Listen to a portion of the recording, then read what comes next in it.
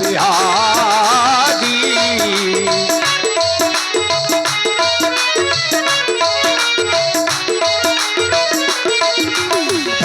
मंगल भावनो अमंगल हारी। प्रभु सुत सिरथ अजिरो बिहारी। सीता सचिव माता सीता जी सचिव यानी मंत्री सुमंत्र जी, दो भाई राम जी लक्ष्मण जी। सीता सचिव सहित दो भाई। संग पेरे पूरे पहुंचे जाई।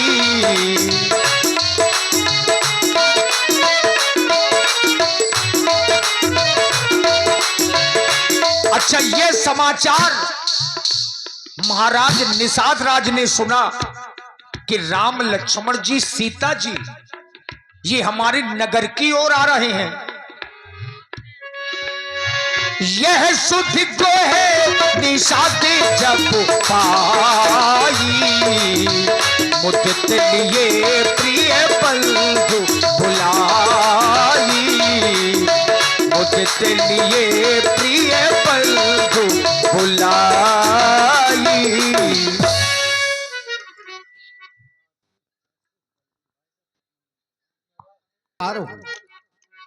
राज सेवक, तुम्हारे द्वारा हमेशा इस राज दरबार में जय जयकार बुलवाई जाती है। विचार मैं ये कर रहा हूं, हमारा ये राज्य अयोध्या राज्य के अंतर्गत आता है। हमारे महाराज चक्रवर्ती नृपाल श्री दशरथ जी हैं। अरे हमें तो गंगा किनारे जितने केवटों के गांव है उनका राजा बना दिया गया है। हमारा नाम गोय है। हमारा कार्य केवल इतना है कि हमें यह देखना है कि समय समय पर नाविक मां गंगा में नौका डाल रहे या नहीं, किसी पथिक को कोई परेशानी तो नहीं है। लेकिन तुम्हारे द्वारा हमेशा समाचार हमें उत्तम ही सुनाई पड़ता है। हमेशा उत्तम समाचार लेकर आते हो, इसलिए हमारा हृदय प्रसन्न हो जाता है। क्योंकि कहा गया है, शास्त्र कहते हैं, जासुराज प्रिय प्रजा दुखारी, सो नृप अवश्य नरक अधिकारी। जिस राजा के राज्य में उसकी प्रजा दुखी रहा करती है, अरे दुखी तो दूर है, दुख का अनुभव मात्र करती है, तो वह राजा नरकगामी हो जाता है। आज हम यहाँ के राजा हैं, हमारा दायित्व है कि इस प्रजा को हमेशा प्रसन्न रखे। इसी श्रृंखला में हम चाहते हैं किसी सुंदर सुयोग्य राज नर्तकी को उपस्थित किया जाए। राज्य नर्तकी महाराज के दरबार में अपना गीत लेकर के प्रस्तुत हो। राज नर्तकी का आगमन हो रहा है। राज सेवक प्रचार अवश्य महाराज, जैसा कि आपने सभी तीर्थों का जल लाने के लिए व्यवस्था करने के लिए आपने कहा था, मैंने समस्त यही आदेश दिया था। क्योंकि अयोध्या में राजकुमार राम का राज्याभिषेक होना है, इसलिए हमें अति शीघ्र ही अयोध्या की ओर प्रस्थान करना है। पर महाराज वहां अपने गुप्तचर के द्वारा एक सूचना आई है। क्या? कि राम जी, लक्ष्मण जी और सीता जी सचिव रथ को चला रहे हैं। वो सभी लोग अपने मार्ग की ओर आ रहे हैं। क्या कह रहे हो? जी अपने नगर की ओर बिल्कुल रथ पर आरूढ़ होकर दोनों भाई माता जानकी के सहित सिंगवेरपुर की ओर। बिल्कुल। अरे उनका तो राज्याभिषेक होना था, लेकिन यदि वो हमारी ओर आ रहे हैं, गुप्तचरों ने ये सूचना दी है, तो हमारे बड़े सौभाग्य का विषय है कि हमें उनके दर्शन प्राप्त होंगे। चलो समस्त प्रवासियों को तैयार करो, उनका स्वागत नगर के बाहर ही किया जाए। आओ। अवश्य। लिए फल मूले भेंट भरी भारा, मिलन चले वही हरसिया पारा। लिए फल मूले भेंट भरी भारा, मिलन चले वही हरसिया पारा। करितांड बतो भेंट धरी आगे, प्रभु पे लोग कतो अति अनुरागे। प्रभु पे लोग अनुरागे प्रभु बिलोकत अति अनुरागे। और श्री संतोष सिंह जी उर्फ संतू बाबा, आपकी ओर से 51 पुष्प मुद्राएं सादर समर्पित है। और आप हैं श्री राम कृपाल जी, पूर्व पारिषद के सहित आप कुशलता से तो है ना? भगवान, आप हमारी कुशलता जानना चाहते हैं। नाथ, जिस समय से मैंने आपके इन चरणों का दर्शन किया है, मानो सारे संसार की सारी कुशलता स्वयं चलकर मेरे समीप आ गई है। नाथ, कुशल पद पंकज देखे, भयउ भाग भाजन जन लेखे। आज इस निखात की गणना भाग्यशालियों में हो रही है। हे भगवान, जो कुछ भी है ये मेरा नहीं है, ये सब आपका है। देव धरन धन धाम तुम्हारा, मैं जन नीच सहित परिवारा। हे भगवान, मैं तो नीच जाति में जन्म लेने वाला एक तुच्छ प्राणी हूँ। जो कुछ है सब आपका है। जब आप आ ही गए हैं तो एक मेरा निवेदन स्वीकारे। कृपा करिए, पुरधारिये पाऊ, थापिए जन सब लोग सिहाऊ। हे भगवान, आप कृपा करें, हमारे नगर की ओर चले, ताकि नगरवासी आपके दर्शन करेंगे और उन्हें भी आपकी सेवा करने का अवसर प्रदान होगा।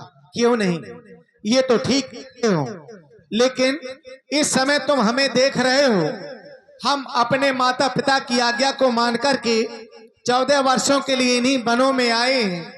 और जब तक मैं 14 वर्ष की अवधि पूरी नहीं कर लेता, तब तक किसी भी नगर में प्रवेश नहीं करूंगा। मैं तो केवल वन में ही रहूंगा। भगवान, यदि ऐसा है तो मैं यही व्यवस्था किए दे रहा हूं आपके ठहरने की। ये उचित है। ये सुलसुपा का वृक्ष है, इसी के नीचे मैं कुशाओं की साथरी तैयार कर रहा देखिए हूं। महाराज गोहने सिंसुपा वृक्ष है। हम चाहेंगे महाराज निषाद राज जी से, सिंसुपा वृक्ष है, इसको लोक भाषा में एक बार बता दीजिए, ये वृक्ष काहे का है? अच्छा, एक बात बताओ व्यास जी, तुम्हें जरूरी रहता है? तुम जानते सब हो फिर भी पूछते हो हमेशा। हमारी समाज जानना चाहती है कि ये सिंसुपा जो वृक्ष है, देखो ऐसा है, इसको अपनी भाषा में क्या कहेंगे? देखो, लोक भाषा में। अभी त्रेता है, त्रेता की भाषा यही है। नहीं, वो तो आगे सही है। आने वाले भविष्य की भाषा क्या होगी ये हम नहीं जानते। कहीं शीशम तो नहीं है? देखो, ये विषय हमारा नहीं है, हम नहीं कह सकते हैं जी। इस समय जो लिखा है उसके अनुसार ये सिलसुपा का वृक्ष है, इसलिए इसी वृक्ष के नीचे, क्योंकि ये वृक्ष सबसे ज्यादा शीतलता देता है। यही सब वृक्ष ही नहीं, इसके पत्ते भी शीतलता देते हैं। मस्तक पे लगाया करो, बड़ा आराम मिलेगा व्यास जी। देखिए महाराज गोहे ने क्या किया, सिंसुपा वृक्ष के नीचे पत्ते और कुशाओं की साथरी बनाई। साथरी माने चटाई। गोहे सवारी साथरी डसाई, कुश किस लय में मृदुल सुहाई। श्री करण लंबरदार करही वालों की ओर से 51 मुद्राएं महाराज निषाद राज जी के चरणों में समर्पित करते हैं। साधुवाद। देखिए फल भी दिए, कंदमूल फल सुरसयति। देखिए फलों को भगवान ने ग्रहण किया और तत्पश्चात चूंकि समय हो गया विश्राम का, सिय सुमंत्र भ्राता सहित कंदमूल फल खाई, शयन कीन रघुवंश मणि पाय पलोटत भाई। राम जी शयन करने लगे और लक्ष्मण जी पैर दबाने लगे। जब लक्ष्मण जी ने जान लिया कि भगवान सो गए, तो कुछ ही दूरी पर उठे लखन प्रभु सोबत जानी, कही सच वही शोभन मृदुबानी। कछुक दूर सजी बाने सरासन, जागन लगे बैठ बीरासन। बीरासन बनाकर के लक्ष्मण भैया राम जी की पहरेदारी में बैठ गए, लेकिन इधर महाराज गोहे का ध्यान राम जी की ओर गया कि वही श्री राम जो अयोध्या में मखमल के ऊपर सोया करते थे, आज वही प्रभु श्री राम, समय तो देखिए, पत्तों और कुशाओं के ऊपर सो रहे हैं। महाराज गोह ने देखा तो नेत्र भर आए, हृदय भर गया और लक्ष्मण जी से सहज भाव में पूछने लगे, हे छोटे सरकार, प्रभु श्री राम को इस धरण धाम पर शयन करते हुए देख रहा हूं, मुझे अपार कष्ट हो रहा है। मानो मुझे लग रहा है ये दृश्य देखने से पहले ये निखात नेत्रहीन क्यों नहीं हो गया। मैंने भविष्य में कभी ये कल्पना नहीं की थी कि एक समय ऐसा भी आएगा कि प्रभु श्री राम, जिन्हें संसार के सारे सुख प्राप्त हैं, उन्हें भी एक समय इस वन प्रखंड में कुशाओं की साथरी बनाकर धरा पर शयन करना पड़ेगा। अरे अयोध्या के राजघराने की ओर जब दृष्टि डालता हूं तो भूपति भवन सुहाय सुहावा, सुरपति सदन की पट्टर पावा, चक्रवर्ती महाराज श्री दशरथ जी का भवन कैसा है तो बताया गया, देवताओं के राजा इंद्र का भवन भी अयोध्या के राजमहल के आगे फीका है। ऐसा किसी भी लोग का कोई सुख नहीं है जो उस अयोध्या के राजघराने में ना हो। मणिमय रचित, एक एक मणियों से रचित वहां का खम्भ, मानो ऐसा लगता है जैसे रति के पति काम के द्वारा उसका स्वयं निर्माण किया गया हो।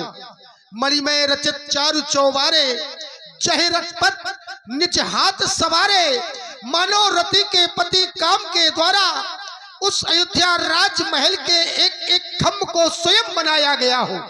इतना सुंदर महल, और उस महल में वास करने वाले राजकुमार राम आज इस धरणी धाम पर ऐसे शयन कर रहे हैं मानो इनका संसार में कोई ना हो, ये अनाथ हो। जानते हो, अरे जिस गद्दे और गलीचों पर ये शयन करते हैं वो गद्दे और गलीचे कितने मुलायम है, जितना मुलायम दूध का फैन हुआ करता है। दूध के फैन के बराबर ये मुलायम गद्दे गलीचों पर शयन करने वाले प्रभु श्री राम आज इस कठोर भूमि में कुशाओं की साथरी पर बड़े आराम से शयन कर रहे हैं। द्वितीय मैं जब दृष्टि डालता हूं माता जानकी की ओर तो इनके विषय में कोई नहीं, कौन नहीं जानता है। पिता जनक जग विदित प्रभाव, सखा सुरेश ससुर रघुराऊ। अरे जिनके पिता महाराज जनक हो और जिन्हें संसार में कौन नहीं जानता, उनकी पुत्री को भी कष्ट उठाने पड़ रहे हैं। अरे जिनके ससुर चक्रवर्ती महाराज श्री दशरथ जी स्वयं देवताओं के राजा इंद्र के सखा हो, उनके भी पुत्र वधु को ये कष्ट उठाने पड़ रहे हैं। बड़ा आश्चर्य हो रहा है। हे विधाता, तेरी गति विलक्षण है, मेरी समझ में नहीं आ रहा आखिर ये कैसा समय का फेर है। अरे सिय राम की कानन जोगू, कर्म प्रधान सत्य कहे लोगू। क्या सीता और राम जी इस वन के भूमि के चलने के योग्य है? संसार के लोग कहते हैं कर्म प्रधान विश्व रचि राखा, जो जस करे सो तस फल चाखा। संसार में कर्म प्रधान है, जो जैसा करता है उसे वैसा फल मिलता है, ज्ञानियों के द्वारा कहा जाता है। तो क्या आज प्रभु श्री राम माता जानकी के द्वारा ऐसा कौन सा कर्म किया गया है जिसके कारण उन सुखों का परित्याग कर आज दुखों को सहन करना पड़ रहा है? मेरी समझ में ये नहीं आ रहा कि आखिर वो कौन सा कर्म है। हाँ, विचार किया तो पाया ये अपने कर्मों के अनुसार दुख नहीं भोग रहे हैं, इन्हें दुख दिया गया है। इनकी माता महारानी कैकेयी के द्वारा यदि वरदान न मांगे होते तो शायद आज प्रभु श्री राम ये कष्ट न उठा रहे होते। तो उन्हें कष्ट देने वाला कोई और नहीं है, स्वयं महारानी कैकेयी के द्वारा ये कष्ट दिया जा रहा है। कैकेयी नंदन मंद मत कुटिल कठिन प्रणकीन, जिम रघुनंदन जानकी सुख अवसर दुख दीन। ये कैकेयी ने ऐसा कुटिलता पूर्ण कार्य किया है कि मानो सुख के समय में प्रभु राम जी को दुख दिया है और दुख देने वाला कोई और नहीं है। ना इन्हें कर्म के कारण दुख मिल रहा है, अरे दुख तो इन्हें इनकी मझली माता के कारण दिया जा रहा है। रघुवंश रूपी वृक्ष को काटने के लिए महारानी कैकेयी ने कुल्हाड़ी का रूप धारण कर लिया है, जिसके कारण ये सारा संसार आज दुखी है। और यदि सारा संसार आज दुखी है तो इस संसार के अंतर्गत निखात भी आता है। ये निखात भी दुखी है भगवान, निखात भी दुखी है।